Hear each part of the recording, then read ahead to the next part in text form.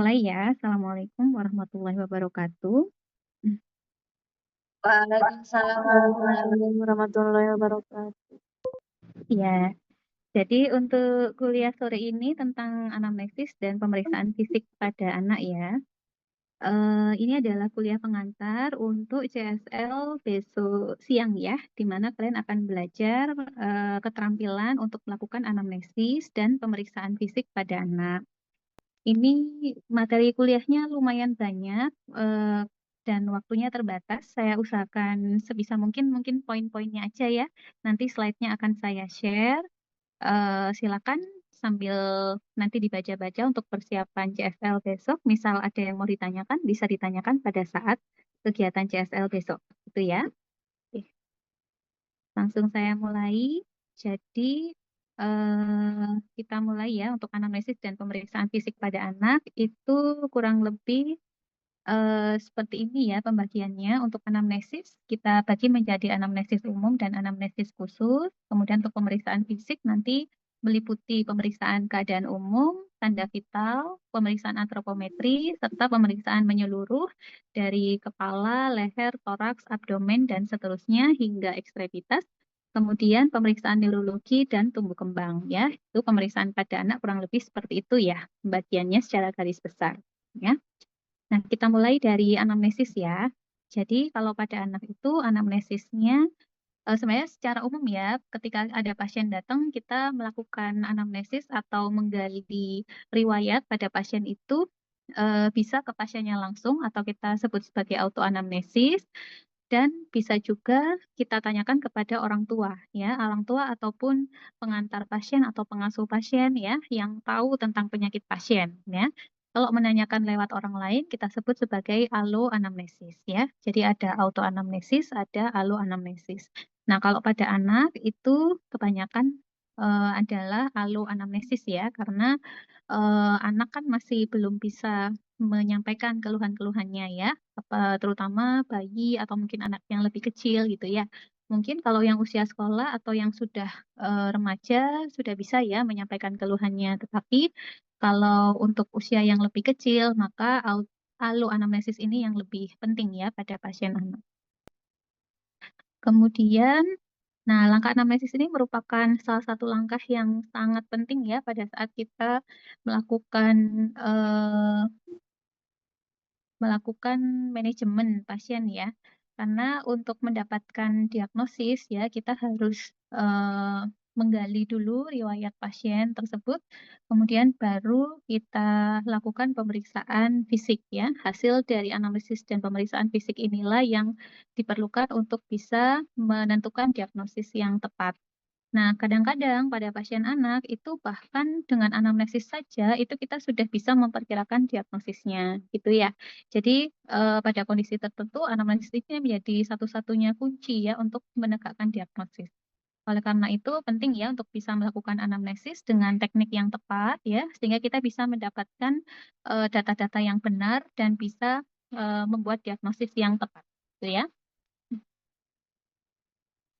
Nah, ini adalah kunci anamnesis pada anak. Jadi sebenarnya untuk anamnesis secara umum mungkin poin-poinnya sama ya, tetapi pendekatannya yang berbeda ya antara anak dengan dewasa. Kalau pada anak mungkin sulitnya kalau anak itu kan tergantung umurnya ya. Ada yang kalau masih kecil kadang lari-lari ya, atau kalau masih bayi ya udah rewel duluan ya. Kita masih anamnesis ibunya, bayinya udah rewel misalnya ya. Nah, itu jadi kita perlu pendekatan khusus ya. Kadang butuh waktu, meluangkan waktu yang lebih lama ya, nggak bisa buru-buru. Terus kita juga perlu menciptakan suasana yang kondusif ya. Jadi di mana anak itu merasa nyaman ketika dia ditanya ya, atau kita sedang menganamnesis orang tuanya, situasinya juga yang nyaman ya, supaya eh, anamnesis ini bisa dilakukan dengan tenang ya dan bisa mendapatkan data yang dibutuhkan ya. Nah, untuk yang alo anamnesisnya itu tidak harus orang tua ya. Misal nih sehari-hari anak lebih sering sama babysitternya atau pengasuhnya ya. Kadang-kadang kita perlu konfirmasi ke pengasuh atau babysitternya itu ya. Oke, kemudian bersikap empatik, kemudian menjadi pendengar yang baik ya. Jadi kita Boleh pada saat awal-awal menganamnesis itu dengan pertanyaan terbuka dulu ya. Jadi biarkan orang tua bercerita dulu keluhan-keluhannya seperti apa, baru kalau ada yang perlu kita konfirmasi, kita bisa lanjutkan dengan pertanyaan tertutup ya. Kemudian kalau anamnesisnya itu dilakukan pada kondisi anak yang sedang gawat darurat ya, misalkan dia demam tinggi atau dia pada saat datang kondisinya kejang ya, maka kita harus atasi dulu kegawatannya. Jadi kejangnya dihentikan dulu ya. Atau misal datangnya sesak, sesaknya diatasi dulu, pakai oksigen dulu, baru nanti kita lanjutkan anamnesisnya gitu ya. Nah, ini untuk poin-poinnya ya. Jadi komponen atau pertanyaan-pertanyaan apa saja yang kita ajukan ya, itu secara umum kita bisa bedakan anamnesis umum dan anamnesis khusus ya. Nah, komponen dari anamnesis umum itu yang pertama adalah identitas ya. Jadi kita menanyakan nama anaknya ya, usianya atau tanggal lahirnya, jenis kelaminnya, alamatnya, dan juga identitas orang tuanya ya, ayah maupun ibunya. Nah, setelah menanyakan identitas, kita menanyakan keluhan utamanya ya. Keluhan utama termasuk juga riwayat penyakit saat ini yang diderita itu seperti apa. Lalu kita melakukan anamnesis juga atau menanyakan riwayat penyakit dahulu ya, karena bisa jadi penyakit yang sebelumnya itu berhubungan dengan penyakit yang saat ini diderita ya. Jadi kita telusuri apakah mungkin dulu pernah mengalami penyakit yang sama atau ada penyakit tertentu yang diderita oleh anak ya. Lalu anamnesis riwayat kehamilan ya. Jadi ini maksudnya adalah pada saat hamil anak tersebut kondisi ibu bagaimana ya? Apakah ada penyakit tertentu atau keluhan dari ibu pada saat hamil ya? Usianya saat hamil berapa ya? Lalu pada saat hamil dulu rutin kontrol nggak ya? Atau kunjungan antenatal artinya selama kehamilan itu periksanya di mana gitu ya? Lalu selama hamil apakah mungkin ada paparan asap rokok, alkohol, ya intinya ada gaya hidup yang menjadi faktor resiko kehamilan. Lalu asupan gizi selama hamil bagaimana? Itu bisa mempengaruhi kondisi anak saat ini ya. Kemudian anamnesis riwayat kelahiran. Nah, ini juga kita tanyakan ya. Jadi ada komponen-komponen yang mungkin berbeda ya dengan anamnesis pada dewasa ya. Kalau pasien dewasa kan kita nggak nanya riwayat kehamilannya gimana, riwayat kelahirannya gimana ya. Tapi karena ini pasien anak, kita harus tahu dulu waktu hamil dia ibunya kondisinya seperti apa, lahirnya seperti apa. Karena bisa jadi mempengaruhi penyakit yang saat ini diderita ya. Jadi lahirnya itu apakah normal, operasi ya atau SC ya. Lalu yang nolong siapa? Waktu lahir itu berat badannya berapa ya? Kondisi lahirnya bagus apa enggak ya? Atau pada saat bayi tersebut, anak tersebut lahirnya dalam kondisi apakah prematur kah ya atau cukup bulan gitu selama kehamilannya ya. Kemudian anamnesis tumbuh kembang ya. Nah, untuk pertumbuhannya kita bisa tanyakan berat badannya saat ini berapa, kalau ibunya tahu ya. Kemudian selama ini tren kenaikan berat badannya seperti apa, tinggi badannya bagaimana. Nah, itu kita tanyakan ya terkait dengan pertumbuhan anak tersebut. Lalu perkembangan, kita bisa tanyakan bagaimana perkembangan motoriknya ya. Jadi dulu mulai jalan usia berapa ya. Perkembangan bahasa saat ini sudah bisa ngomong apa misalnya ya. Kognitif di saat ini sekolahnya kelas berapa? Apakah bisa mengikuti pelajaran di sekolah ya? Sosial emosi ya, apakah mungkin anaknya sering nangis, sering marah-marah, ya itu bisa ditanyakan di anamnesis tumbuh kembang. Kemudian anamnesis tentang imunisasi. Nah, ini juga kita tanyakan imunisasi yang sudah diterima oleh anak apa saja ya, baik imunisasi dasar ataupun booster ya atau ulangannya. Ya, terus dapatnya pada saat usia berapa? Nah, itu kita bisa konfirmasi dengan mengecek buku KIA-nya ya. Lalu anamnesis penyakit keluarga. Jadi di keluarga apakah ada penyakit yang sama atau ada penyakit turunan di keluarga atau ada penyakit kronik tertentu dalam keluarga? Nah, itu juga perlu ditanyakan. Kemudian sebaiknya dibuat pedigree. Nah, pedigree ini artinya ini ya pohon ya antar generasi itu apakah ada tiap generasi ada kelainan herediter yang diderita dalam generasi tersebut turun temurun sampai ke anaknya gitu ya. Kemudian anamnesis riwayat makan atau nutrisi ya. Jadi ditanyakan dietnya selama ini bagaimana ya. Jadi asupan makannya ya. Mulai dari dia dulu baru lahir, apakah dapat ASI, ASINya sampai berapa bulan, mulai MPASI usia berapa ya. mulai makan dengan menu keluarga sejak usia berapa ya. Saat ini makannya berapa kali sehari, porsinya seberapa. Nah, itu penting untuk kita telusuri ya, karena mungkin berhubungan dengan kondisi status gizi anak pada saat ini. Lalu riwayat sosial ekonomi keluarga ya, misalkan pekerjaan orang tuanya apa ya. Kalau perlu dan kondisinya pas bisa juga ditanyakan kalau memang dibutuhkan kira-kira penghasilannya ya berapa. Lalu lingkungannya seperti apa? Apakah mungkin tinggal di lingkungan padat penduduk atau lingkungan sekitarnya area persawahan mungkin ya atau dekat pabrik ya. Nah, itu kita tanyakan ya. Kemudian intinya kita menanyakan bagaimana kondisi sosial ekonomi keluarga yang mungkin bisa mempengaruhi kondisi kesehatan anak saat ini. Ya, itu adalah anamnesis umum. Lalu ada anamnesis khusus. Pada anamnesis khusus ini kita menelusuri secara lebih detail keluhan utama anak saat ini ya. Jadi misalnya datangnya dengan kondisi demam misalnya. Nah, ini kita tanyakan demamnya sejak kapan ya, kemudian karakteristik demamnya seperti apa ya, progresivitas demamnya seperti apa yang sebelumnya sumber-sumber saat ini menjadi demam tinggi ya, atau mungkin kalau sudah diukur suhunya ya, suhunya berapa, demamnya itu suhunya berapa ya. Kemudian demamnya cenderung naik turun atau terus-menerus ya. Nah, itu ya. Jadi riwayatnya perjalanan penyakit ini kita menelusuri ya dari keluhan utama tersebut, termasuk ada tidaknya keluhan penyerta. Jadi selain demam, apakah mungkin ada keluhan yang lain ya?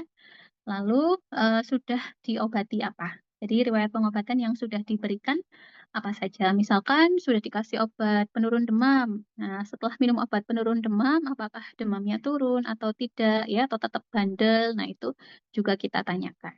Itu ya. Jadi cukup banyak ya anamnesis pada anak ini. Kalau kalian sudah tahu sistematikanya, maka bisa melakukan anamnesis dengan efektif, efisien, dan langsung bisa mengarah ya pada pertanyaan-pertanyaan yang memang dibutuhkan ya untuk mendapatkan data yang kita inginkan. Itu ya. Baik. Kemudian yang kedua adalah tentang pemeriksaan fisik ya. Jadi memang kalau untuk pemeriksaan fisik pada anak gampang-gampang susah ya, tergantung umurnya, tergantung kondisi anak saat itu ya. Seringkali kita belum ngapa-ngapain dia udah nangis duluan ya, karena udah takut ya, terus nggak mau diperiksa ya. Oleh karena itu memang perlu pendekatan khusus ya, menyesuaikan dengan kondisi anak ya. Misalkan nih boleh kita kasih mainan dulu ya, dia biar main dulu ya. Kalau dia udah nyaman, baru kita periksa ya. Posisinya juga fleksibel ya. Misalkan nih anaknya nggak mau berbaring nih. Kalau berbaring dia kalau ditidurkan dia langsung nangis gitu ya. Nah, ya misal menyulitkan posisi duduk dengan dipangku oleh ibunya juga nggak apa-apa ya. Jadi kita bisa eh, menyesuaikan ya pendekatan yang bisa kita lakukan supaya anak lebih nyaman dan kita bisa melakukan pemeriksaan juga lebih mudah ya. Kemudian sebisa mungkin ya, kalau anaknya udah agak besar ya atau remaja, maka eh, untuk pemeriksaan yang sensitif maka harus didampingi ya oleh orang tua ya atau perawat. Dan apabila ada tindakan atau pemeriksaan yang invasif, kita harus jelaskan lebih dulu ya. Biasanya kalau pemeriksaan yang pakai alat ya, yang kira-kira nih anaknya nanti setelah pemeriksaan ini bakal nangis nih misalnya, maka itu dilakukan terakhir ya. Jadi pemeriksaan yang tidak invasif dulu ya, baru dilakukan dengan yang pakai alat atau yang lebih invasif. Oke. Nah, sekarang apa saja nih pemeriksaan fisik yang kita lakukan pada anak ya. Jadi begitu eh, kita selesai melakukan anamnesis, kita menilai keadaan umum dulu ya. Jadi keadaan umum ini adalah kesan umum yang kita dapatkan terhadap kondisi pasien ya. Nanti kita lihat apa aja poin-poinnya ya pada keadaan umum. Lalu yang kedua, kita memeriksa tanda vital. Ya, tanda vital saya yakin udah tahu semua. Kemudian pemeriksaan antropometri, ya, pemeriksaan antropometri ini adalah pemeriksaan ukuran-ukuran pertumbuhan pada anak tersebut. Lalu yang terakhir pemeriksaan general secara menyeluruh dari kepala hingga kaki atau head to toe ya. Oke, nah ini kita lihat pemeriksaan keadaan umum anak ya. Jadi keadaan umum itu pertama kita menilai ini kira-kira derajat sakitnya apa nih? Apakah sakit ringan, apakah sakit sedang, atau sakit berat ya. Sakit ringan itu biasanya anaknya masih sadar, masih aktif lari-lari, dia tenang ya. Jadi nggak yang gelisah gitu ya. Itu berarti kesannya sakit ringan ya. Kalau anaknya kelihatan gelisah atau dia apatis ya, apatis atau kelihatan ngantuk ya, atau datang dengan kondisi sesak, nah itu termasuk derajat sakitnya sedang ya. Sedangkan kalau anaknya itu datang dengan kondisi penurunan kesadaran atau kondisi kejang ya atau sesak yang berat, maka itu berarti termasuk dalam sakit berat ya, kesan atau derajat sakitnya. Kemudian kita nilai juga status respirasinya ya. Kira-kira napasnya gimana nih? Apakah kelihatan tenang ya? Berarti status respirasinya baik. Kalau dia kelihatan napasnya cepat, menggos-menggos ya, ceglong-ceglong napasnya, nah itu berarti ada kesulitan bernafas ya. Jadi status respirasi itu ada respirasi yang baik atau sulit nafas ya. Kemudian kesadarannya ya, apakah tingkat kesadarannya itu kompos mentis, apatis, somnolen, sopor atau koma ya. Atau status mentalnya gimana nih? Dia kelihatan kooperatif kah atau kelihatan ketakutan, kelihatan agresif, kelihatan murung. Nah, itu kita nilai ya. Kemudian status hidrasinya. Jadi hidrasi atau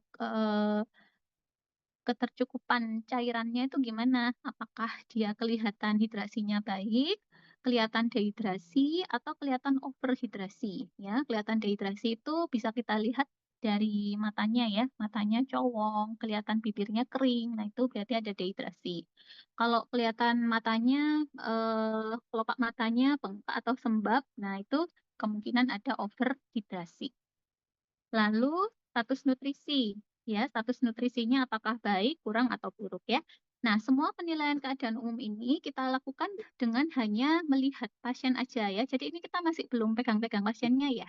Jadi kita masih menilai dulu nih menurut persepsi kita keadaan umumnya gimana, lihat pasien ini apakah apa derajat sakitnya bagaimana, status respirasinya gimana, kesadarannya gimana, status hidrasi dan nutrisinya gimana. Ya, itu adalah penilaian keadaan umum. Kemudian kita menilai tanda vitalnya ya. Tanda vital saya yakin udah tahu semua ya, ada frekuensi nadi, meriksa tekanan darah, pernapasan, suhu tubuh sama saturasi ya. Kemudian ada pemeriksaan antropometri. Nah, antropometri di sini termasuk kita timbang ya anaknya, berat badannya berapa, tinggi badannya berapa ya. Nanti kita hitung juga rasio berat badan per tinggi badannya, lingkar lengan atasnya berapa, lingkar kepala berapa, lingkar dada berapa untuk bayi ya ini ya, dan tebal lipatan kulit. Nah ya itu pemeriksaan antropometri. Tapi yang rutin itu berat badan, tinggi badan, dan lingkar kepala ya. Nah, untuk lebih detailnya tentang pemeriksaan antropometri, ini nanti kalian akan pelajari pada kuliah pemeriksaan tumbuh kembang anak, ya. Jadi nanti saya nggak paparkan lebih detail ya untuk pemeriksaan antropometrinya, kita fokus di pemeriksaan fisik yang lain ya. Oke, ini kita skip dulu untuk pemeriksaan antropometrinya. Nah, ini pemeriksaan tekanan darah. Ya, jadi tadi salah satu pemeriksaan tanda vital adalah pemeriksaan tekanan darah. Kalau adik-adik semua mungkin sudah bisa semua ya melakukan pengukuran tekanan darah. Pada anak itu sama aja dengan dewasa ya, cara ngukurnya sama, pakai tensimeter ya sama. Yang beda hanya ukuran mansetnya aja. Jadi mansetnya pakai manset yang kecil, ya menyesuaikan dengan besarnya anaknya. Jadi manset itu macam-macam ya, ada manset dewasa, manset bayi, manset anak, manset untuk neonatus atau bayi baru lahir juga ada. Jadi tinggal dipilih aja sesuai dengan usia anaknya ya. Nah itu harus diperhatikan ya, karena kalau ukuran mansetnya nggak sesuai, nanti hasil pengukuran tekanan darahnya akan berbeda. Gitu ya. Nah, kita langsung ke pemeriksaan head to toe ya, pemeriksaan dari kepala hingga kaki. Ini yang pertama, pemeriksaan kepala. Nah, pemeriksaan kepala ini kita menilai mulai dari inspeksi dilanjutkan dengan palpasi ya. Kita melihat bagaimana ukuran kepalanya. Apakah ukuran kepalanya normal, cenderung kecil atau besar ya. Kalau ukuran kepala kecil kita sebut mikrosefali, ukuran kepala yang normal ukuran kepala yang besar lebih besar dari normalnya kita sebut makrosefali ya. Kalau ukurannya normal kita sebut normosefali ya. Anak-anak yang kepalanya kecil itu bisa didapatkan pada anak-anak dengan kelainan bawaan ya. Jadi ada infeksi pada saat kehamilan ibunya, misalkan infeksi rubella, toksoplasma atau sitomegalovirus ya.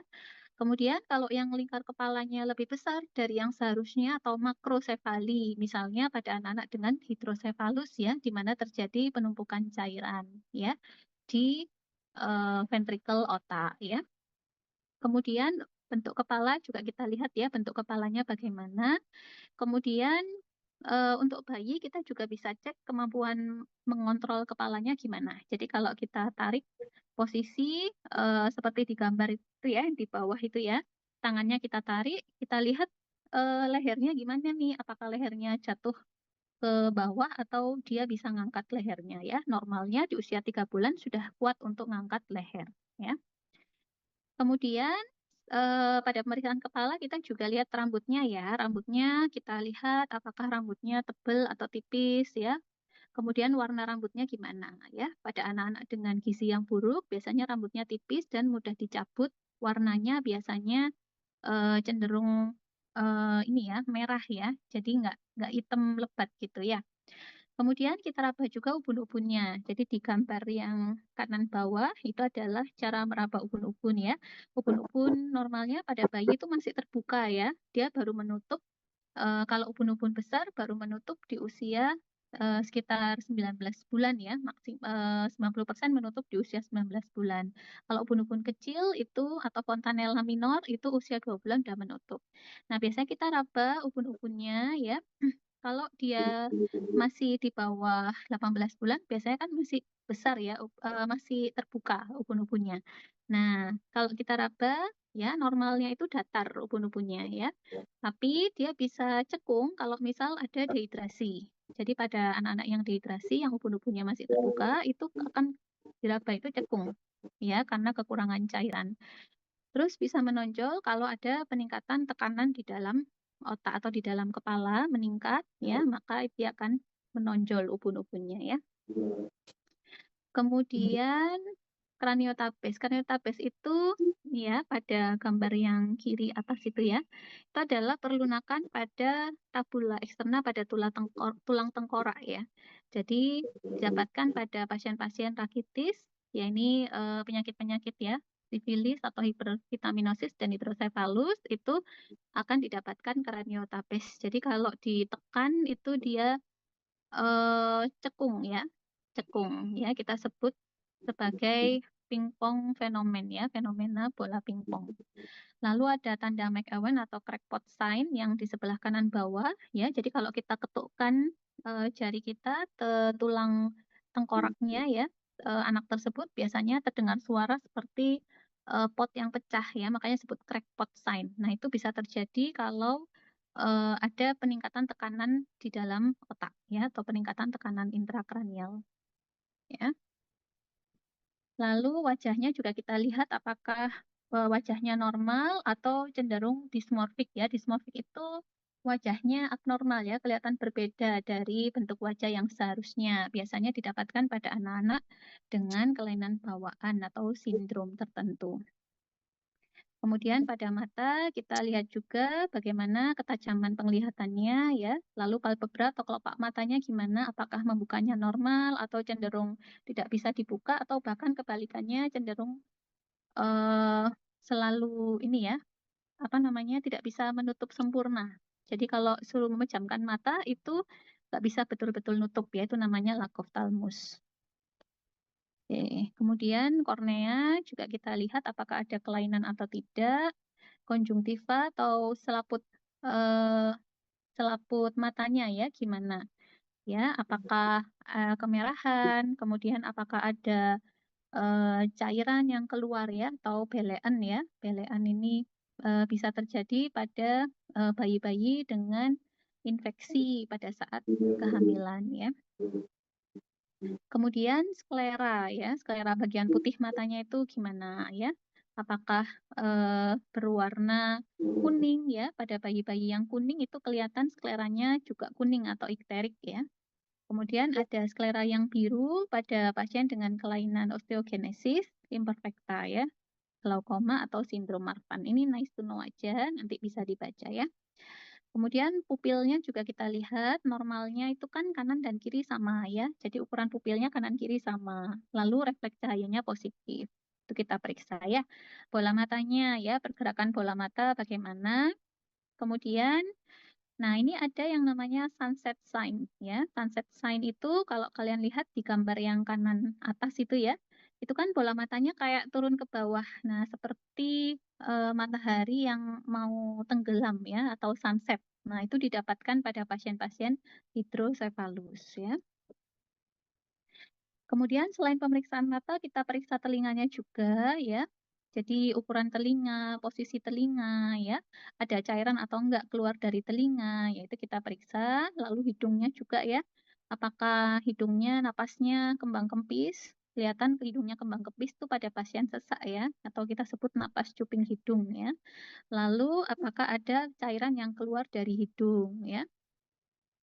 Kemudian pada pemeriksaan mulut atau tenggorokan ya, ini kita lihat gusinya gimana, giginya gimana ya, lidahnya gimana, ada sariawan apa enggak ya, kemudian amandel atau tonsilnya membesar apa enggak ya, dinding tenggorokannya bagaimana, ada tanda-tanda radang atau tidak ya, itu pada pemeriksaan mulut.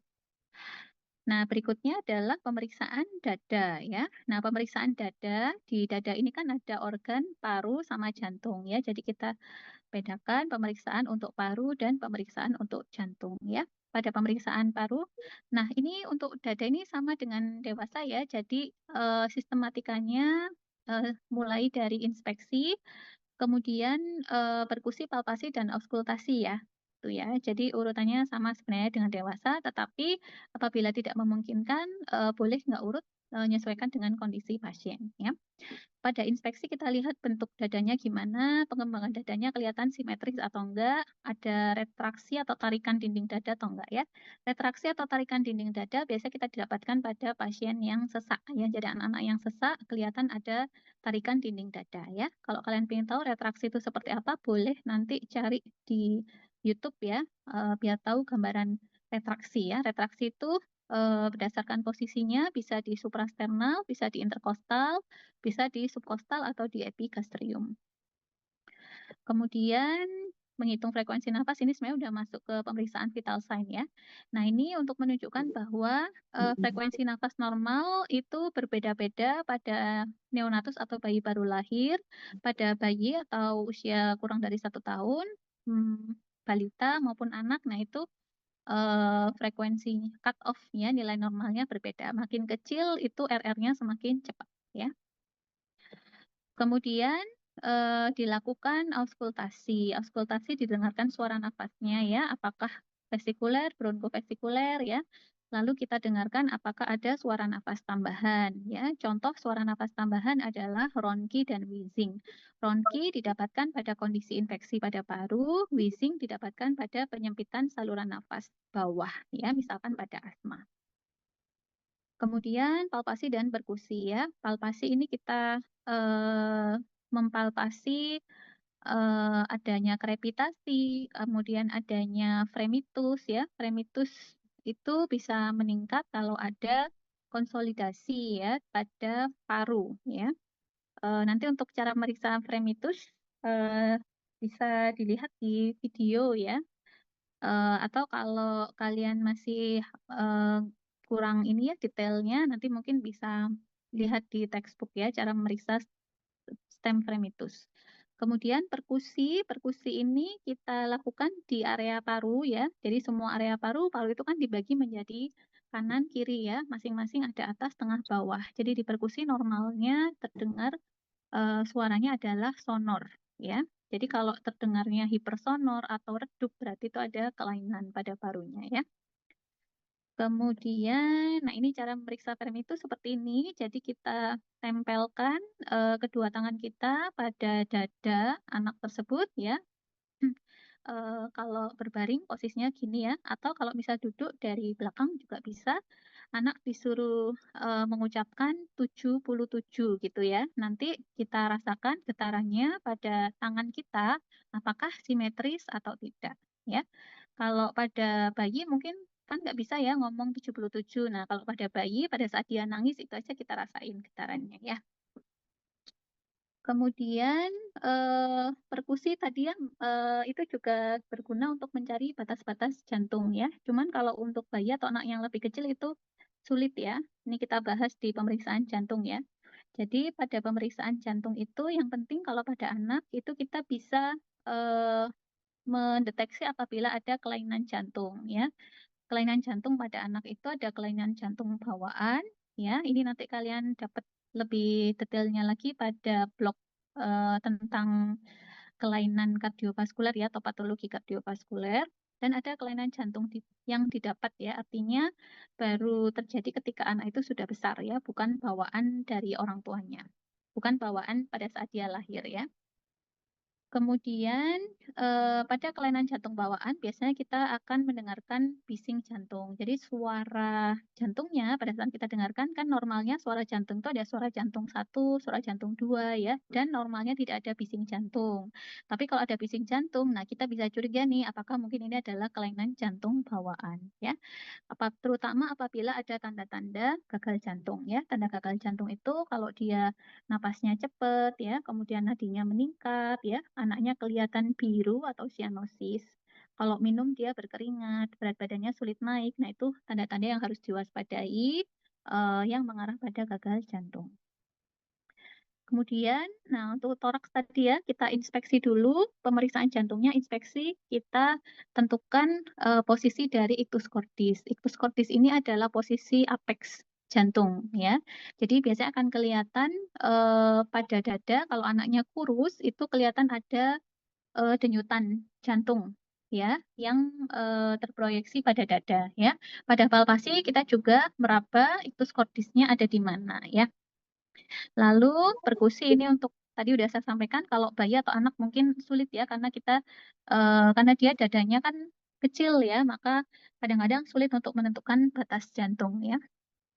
Lalu auskultasi kita mendengarkan suara jantung 1 dan 2, dan apabila ada bising jantung, artinya bising jantung itu suara lain ya yang kita dapatkan selain suara normal jantung ya. Nah, kalau ada bising jantung, kita harus tentukan apakah bisingnya ini derajatnya berapa, lokasi bisingnya di mana ya, terdengar pada fase apa, apakah pas fase sistol atau diastol, kemudian paling jelas terdengar atau punktum maksimumnya ada di mana, lalu menyebar kemana ya. Nah, kalau kalian lihat pada gambar yang di sebelah kanan, itu adalah lokasi-lokasi dari katup jantung. Ya. Tempat-tempat ini adalah tempat di mana kita mendengarkan suara jantung, yaitu pada katup trikuspid, maaf, katup mitral ya yang nomor 1, lalu katup trikuspid yang nomor 2, katup pulmonal yang nomor 3, dan katup aorta yang nomor 4 ya. Itu ada posisinya normalnya masing-masing ya, dan suara yang terdengar normalnya seperti apa. Ya. Ini yang saya sampaikan tadi, jadi kalau ada bising jantung, dia punktum maksimumnya di mana? Di lokasi mitral kah, trikuspid kah, aorta atau pulmonal, lalu derajatnya ya. Derajat 1, 2, 3, 4, 5, 6 ya. 1 itu artinya bisingnya itu sangat-sangat ringan banget, hampir nggak terdengar ya. Derajat 2, samar-samar terdengarnya. Derajat 3 itu terdengar jelas, tapi tidak ada trill. Trill itu getaran yang teraba pada dinding dada dapatkan kalau bisingnya itu keras ya. Lalu derajat 4 bisingnya keras dan ada trill ya. Derajat 5 bisingnya keras dan trillnya sangat jelas ya. Derajat 6 itu tanpa pakai stetoskop kita udah kedengaran bisingnya. Gitu ya. Jadi itu adalah derajat bising atau murmur ya yang menggambarkan adanya turbulensi aliran darah pada saat melewati katup jantung. Oke, ya. Tapi ada kondisi tertentu di mana bising itu adalah kondisi yang inosen ya atau normal ya. Selama bisingnya terdengar di fase sistolik, derajatnya ringan hanya 1 sampai 2, terlokalisir, tidak ada trill dan tidak ada tanda-tanda penyakit jantung. Gitu ya. Kalau ada bising yang patologis, tadi sudah saya sampaikan kemungkinannya ada kelainan jantung bawaan atau penyakit jantung rematik. Ya, kemudian ini pemeriksaan abdomen. Kalau abdomen urutannya mulai dari inspeksi, dilanjutkan dengan auskultasi. Ya, setelah itu perkusi dan palpasi. Ya. Untuk inspeksi kita lihat bentuk abdomennya bagaimana, ada pembesaran abdomen atau tidak, apakah kelihatan gerakan peristaltik abdomennya, terus bisa juga melihat respirasinya karena kalau pada anak-anak kurang dari 5 tahun itu respirasinya tipe abdominal, jadi abdomennya yang kembang kempis ya. Kalau ada distensi atau pembesaran abdomen, kita tentukan pembesarannya ini karena lemak, karena cairan, karena udara, atau karena ada pembesaran organ. Nanti untuk menentukannya perlu ditunjang dengan pemeriksaan palpasi atau perkusi. Nah, ini urutannya habis inspeksi itu auskultasi dulu ya. Jadi, nah ini ya, jadi setelah tadi inspeksi langsung ke auskultasi dulu. Jadi dengarkan dengan stetoskop suara pada perutnya ya.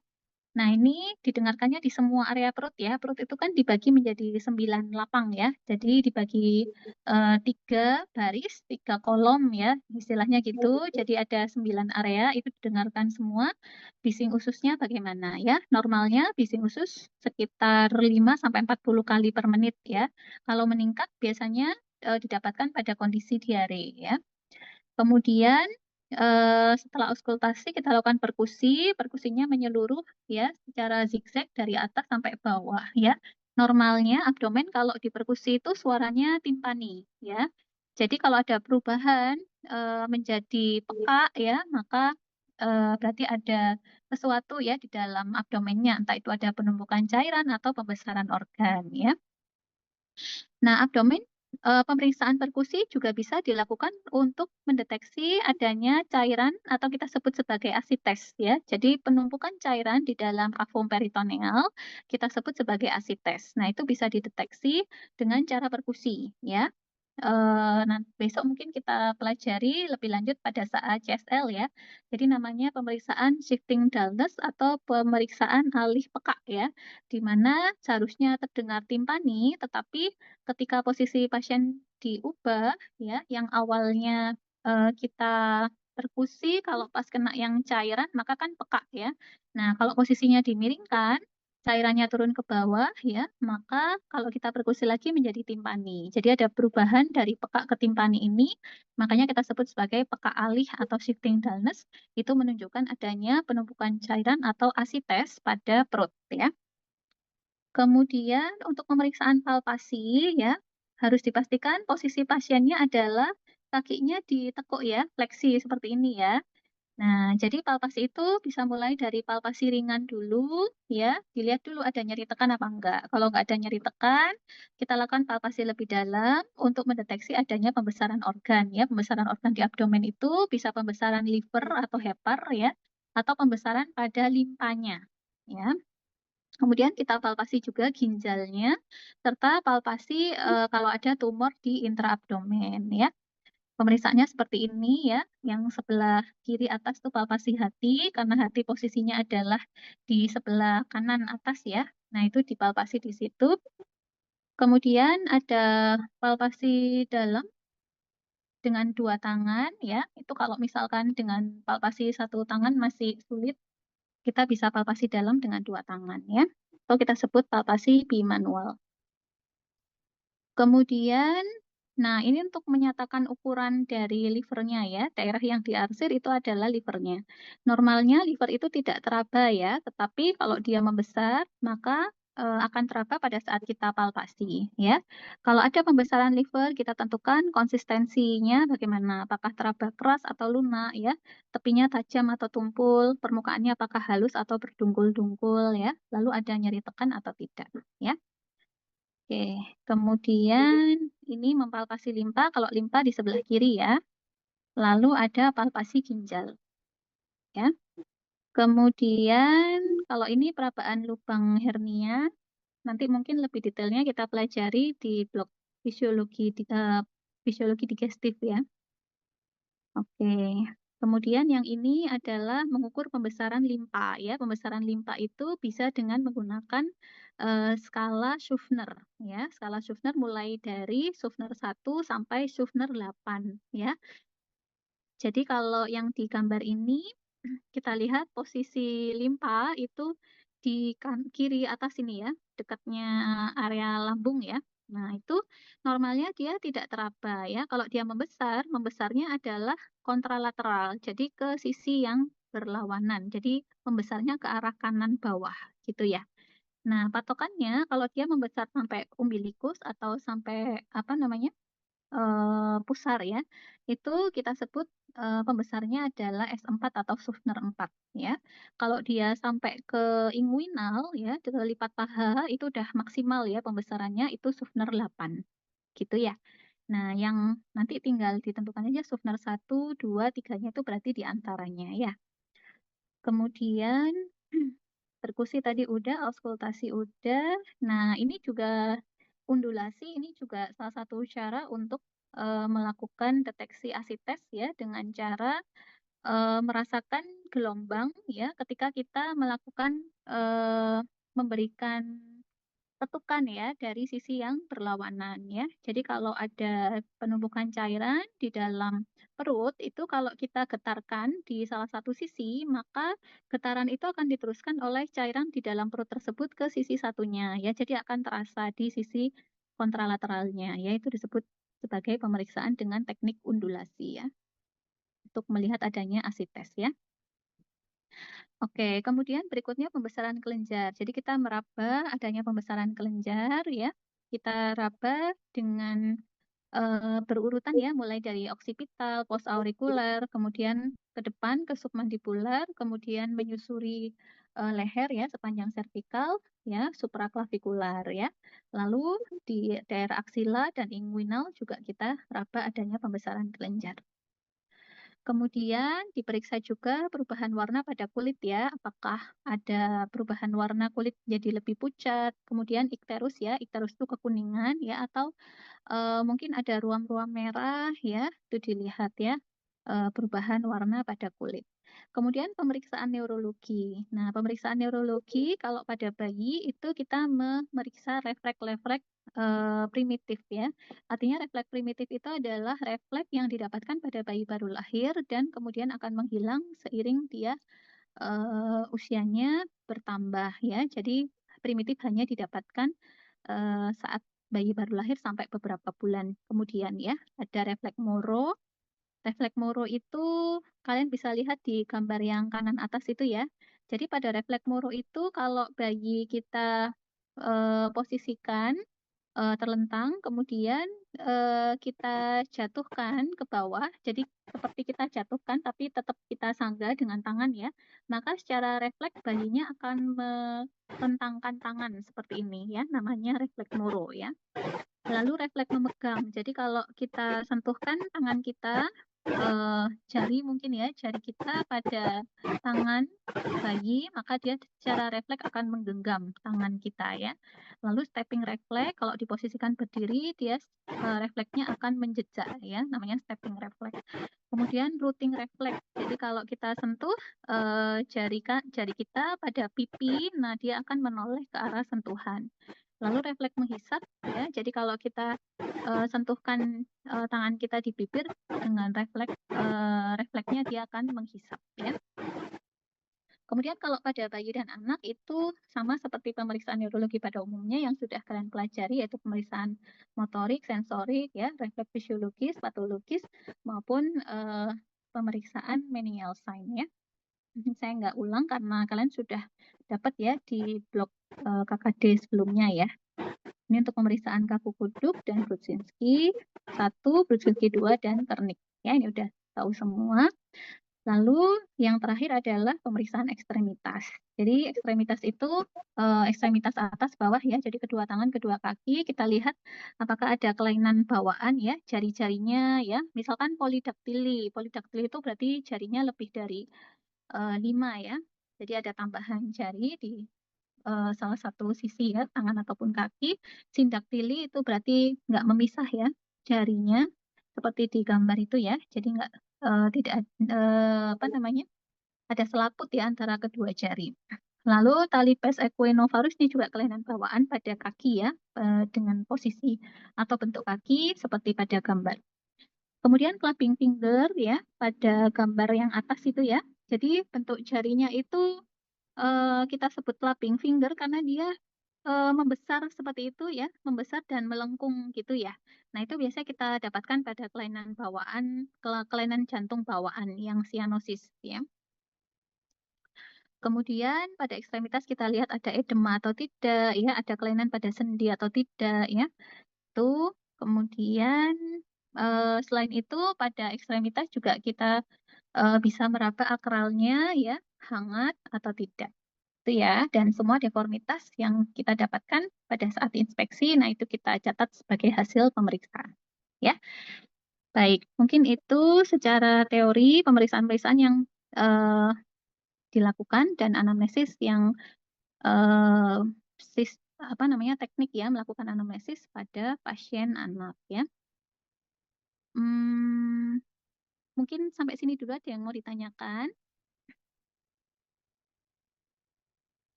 Silakan jika ada yang mau ditanyakan.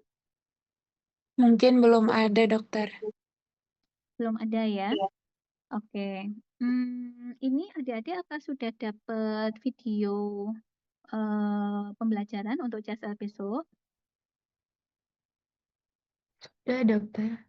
Sudah ya. Nah, nanti malam mungkin bisa disimak ya videonya sambil dibaca juga materi ini serta modul CSL ya untuk pemeriksaan besok.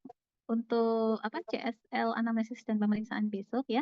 Besok kita langsung lakukan simulasi ya supaya besok nggak bingung ya. Kalau bisa sudah mempersiapkan diri dengan mempelajari materi anamnesis dan pemeriksaan fisik ini serta sudah menyimak videonya ya. Oke, mungkin seperti itu yang bisa saya sampaikan. Mohon maaf agak terburu-buru tadi ya, karena waktunya juga terbatas ya.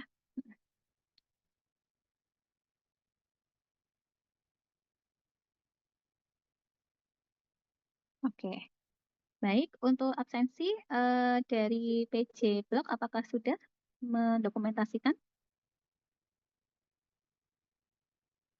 Sudah, dokter. Sudah ya. Ya, kalau gitu terima kasih saya cukupkan sampai di sini kuliahnya. Nanti misal ada yang mau ditanyakan pada saat kalian sudah menyimak video atau modul maupun membaca materi kuliah, boleh tanya Japri nggak apa-apa atau ditanyakan besok pada saat CSL. Gitu ya. Terima kasih. Saya akhiri. Kurang lebihnya mohon maaf. Mudah-mudahan bermanfaat. Wassalamualaikum warahmatullahi wabarakatuh. Waalaikumsalam warahmatullahi Warahmatullahi wabarakatuh. wabarakatuh. Terima Terima kasih, kasih, dokter. dokter. Terima kasih. Izin live ya.